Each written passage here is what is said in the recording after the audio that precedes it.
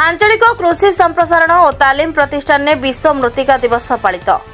गोपालपुर अंतर्गत मांडियापल्ली स्थित आंचलिक कृषि संप्रसारण और तालीम प्रतिष्ठान रे आज विश्व मृत्तिका दिवस पालित होइतिला। एथिरे जिला मुख्य कृषि अधिकारी डॉक्टर अजय कुमार कर अध्यक्षतार आयोजित कार्यक्रम में मुख्य अतिथि भाव में ब्रह्मपुर उपजिलापाल अविनाश कुमार जोगदे शीर्षक स्वच्छ सहर पाई सुस्थ मृत्तिका उपरे आलोकपात करने सह माटीर जत्न नहीं परिचालना कले चाष काम उन्नत होगा सह अधिक अमल पाइबे से नहीं कहिथिले।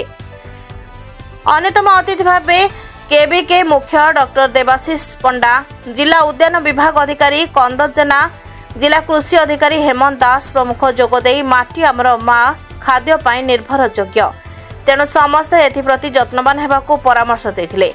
मृत्तिका को प्राकृतिक भाव रक्षणाबेक्षण कर उर्वरता कर फसल उत्पादन करने सह रासायनिक पद्धति अल्प दूरे रही जैविक पद्धति अमल करने, मृत्तिका को परीक्षा निरीक्षा कराइबा, विभिन्न खत सार कीटनाशक आदि उपरे निज निज मत व्यक्त करथिले।